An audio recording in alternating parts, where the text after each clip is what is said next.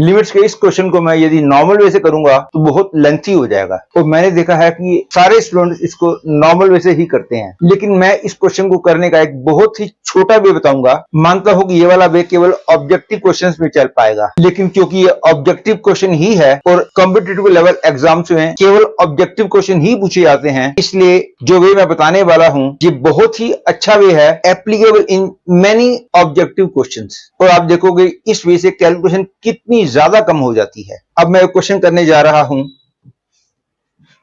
Late x equal to be a root of the equation x square plus px plus q equal to 0 and fx is equal to this whole.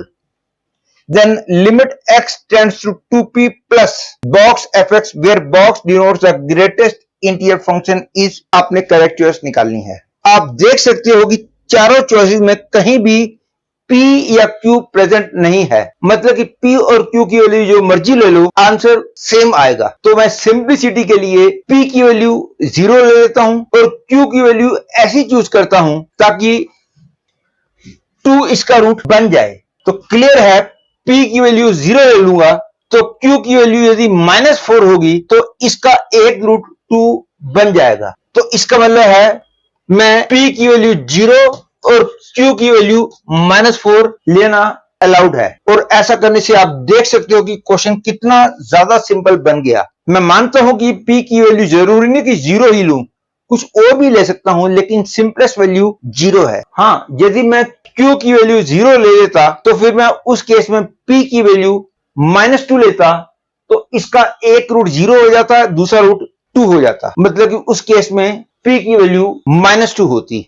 लेकिन obviously P equal 0 ज्यादा simple है, इसलिए मैंने P को 0 ले लिया और Q की वैल्यू -4 लेने से इसका एक रूट -2 बन जाएगा।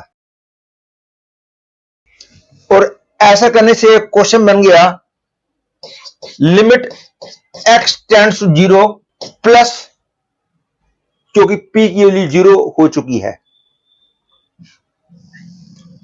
बॉक्स और fx की वैल्यू हो गई 1 minus cos x square. Q की वैल्यू -4 लेने से ये 16 बन जाएगा, ये 16 बन जाएगा, ये -32 बन जाएगा, इसलिए पूरा 0 हो जाएगा।